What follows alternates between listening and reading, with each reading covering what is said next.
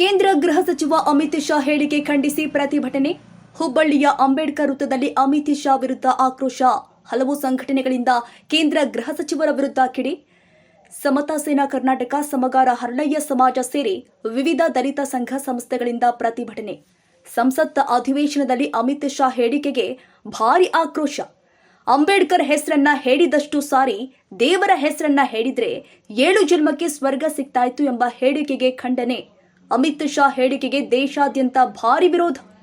ಹುಬ್ಬಳ್ಳಿಯಲ್ಲೂ ಕೇಂದ್ರ ಗೃಹ ಸಚಿವ ಅಮಿತ್ ಶಾ ಹೇಳಿಕೆಗೆ ವ್ಯಾಪಕ ಖಂಡನೆ. ಅಮಿತ್ ಶಾ ಭಾವಚಿತ್ರಕ್ಕೆ ಚಪ್ಪಲಿಯಿಂದ ಹೊಡೆದು ಆಕ್ರೋಶ. ಅಮಿತ್ ಶಾ ಪ್ರತಿಕೃತಿ ದಹಿಸಿ ಆಕ್ರೋಶ. ಈ ವೇಳೆ ಪೊಲೀಸರಿಂದ ಅಡ್ಡಿಯಾಗಿರುವಂತದ್ದು. ಕೂಡಲೇ ಅಮಿತ್ ಶಾರನ್ನ ಗೃಹ ಖಾತೆಯಿಂದ ವಜಾಗೊಳಿಸುವಂತೆ ಆಗ್ರಹ.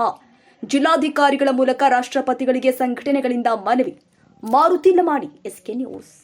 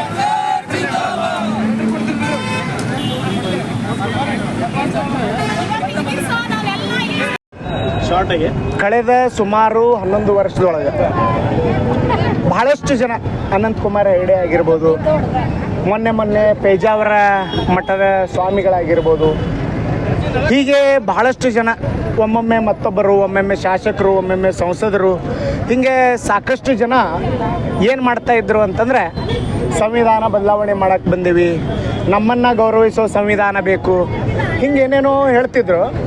ಅದ್ರ ವಿರುದ್ಧ ನಾವು ಯಾವಾಗ ಬೀದಿಗೆ ಬರ್ತೀವಿ, ಬೀದಿಗೆ ಬಂದಾಗ ನಾ ಹಂಗೆ ಹೇಳೇ ಇಲ್ಲ. ಮಾಧ್ಯಮಗಳ ಮೇಲೆ ಮೊನ್ನೆ ಶ್ರೀಗಳು ಅದನ್ನು ತಿರ್ಚಿದ್ದಾರೆ ಅಂತ ಹೇಳಿದರು. ನಿನ್ನೆ ಸಹಿತ Amit Shah also press meet ಮಾಡಿ ನನ್ನ ಹೇಳಿಕೆಯನ್ನು ತಿರುಚಲಾಗಿದೆ. ಯಾರು ತಿರ್ಚಿದ್ರು? ಪೂರ್ತಿ ಅಮಿತ್ ಶಾ ಹೇಳದಂಥ ಪೂರ್ತಿ ಭಾಷಣದ ವಿವರ ನಾವು ತಗೊಂಡು ನೋಡಿದ್ದೇವೆ. ಅದರೊಳಗೆ ಹೇಳ್ತಾರೆ ಅವರು, ಅಂಬೇಡ್ಕರ್ ಅಂಬೇಡ್ಕರ್ ಅಂಬೇಡ್ಕರ್ ಅಂಬೇಡ್ಕರ್ ಅಂಬೇಡ್ಕರ್ ಅನ್ನೋದು ಫ್ಯಾಷನ್ ಆಗಿದೆ. ಅಂಬೇಡ್ಕರ್ ಹೆಸರಿನ ಬದಲಿ ಯಾವುದಾದ್ರೂ ದೇವರ ಹೆಸರು ಹೇಳಿದ್ರೆ 7 ಜನ್ಮದ ಸ್ವರ್ಗ ಸಿಗ್ತಿತ್ತು ಅಂತೇಳಿ. ಇವ ಯಾವಾಗ ಸ್ವರ್ಗ ನೋಡಿ ಬಂದ? ಇವ ಯಾವ ದೇವರಿಗೆ ನಂಬಿ ಇವತ್ತು ದೇಶದ ಗೃಹ ಮಂತ್ರಿ ಆದ? ಈ ಗಡೀಪಾರ್ ಗಿರಕಿ ಇವತ್ತು ದೇಶದ ಗೃಹ ಮಂತ್ರಿ ಆಗ್ಯಾನಪ್ಪ ಅಂತಂದ್ರೆ, ಇವನ ಮೇಲಿರುವಂಥ ಮೋದಿ ಚಹಾ ಮಾರ್ತಿದ್ದೆ ಅಂತ ಹೇಳ್ಕೊತಾನ, ಜನಸೇವಕ ಅಂತ ಹೇಳ್ಕೊತಾನ. ಅಂಥ ವ್ಯಕ್ತಿ ಇವತ್ತು ದೇಶದ ಪ್ರಧಾನಿ ಆಗ್ಯಾನಂತಂದ್ರೆ ಅದಕ್ಕೆ ಕಾರಣ ಯಾವುದಾದ್ರೂ ದೇವರು ಇಲ್ಲ ಸಂವಿಧಾನನೋ ಅನ್ನುವಂಥದ್ದನ್ನು ನಾವು ಇವತ್ತು ಪ್ರಶ್ನೆ ಮಾಡಬೇಕಾಗಿದೆ. ದೇಶದ ತುಂಬ ಇವತ್ತು ಸಂವಿಧಾನ ಜಾರಿಗೆ ಬಂದು 75 ವರ್ಷ ಆಗಿದೆ. ದೇಶದ ಮೂಲೆಗಳ ಒಳಗೆ ದಲಿತರು ಮೀಸಿ ಬಿಟ್ಟರೆ ಅವ್ರಿಗೆ ಹೊಡಿತಾರೆ, ಕುದುರೆ ಹತ್ತಿದ್ರೆ ಕೊಲ್ತಾರೆ. ಇವತ್ತು ದೇವಾಲಯಗಳಿಗೆ ದಲಿತರು ಹೋದ್ರೆ ಆ ದೇವಾಲಯ ನಮ್ಮದಲ್ಲ, ದಲಿತರಿಗೆ ಬಿಟ್ಟೇವಿ, ನಾವು ಬೇರೆ ದೇವ್ರ ಪೂಜೆ ಮಾಡ್ತೀವಿ ಅನ್ನುವಂಥ ನಿದರ್ಶನಗಳದಾವು. ಇದ್ರ ಬಗ್ಗೆ ಯಾವುದೇ ಹಿಂದೂ ಸ್ವಾಮೀಜಿಗಳು ಮಾತನಾಡತ್ತಿಲ್ಲ, ಅಮಿತ್ ಶಾ ಮಾತಾಡತ್ತಿಲ್ಲ, ಮೋದಿ ಪರಿವಾರ ಮಾತಾಡತ್ತಿಲ್ಲ, ಅಮಿತ್ ಶಾ ಪರಿವಾರ ಮಾತಾಡತ್ತಿಲ್ಲ.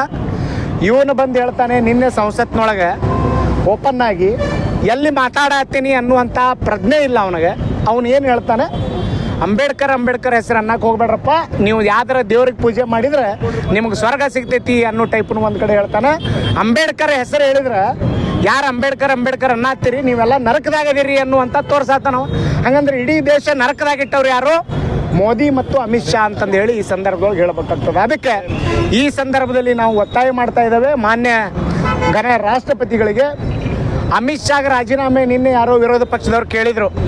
ನಾವು ರಾಜೀನಾಮೆ ಕೇಳೋದಿಲ್ಲ. ಅಮಿತ್ ಶಾಗೆ ನಾಚಿಕೆ ಮಾನ ಮರ್ಯಾದೆ ಇದ್ರೆ ಮೋದಿ ಅವನಿಗೆ ಕಿತ್ತೊಗಿಬೇಕಾಗಿತ್ತು, ಕಿತ್ತೊಗ್ದಿಲ್ಲ, ಸಮರ್ಥನೆ ಮಾಡ್ಕೊಳತ್ತಾರೆ.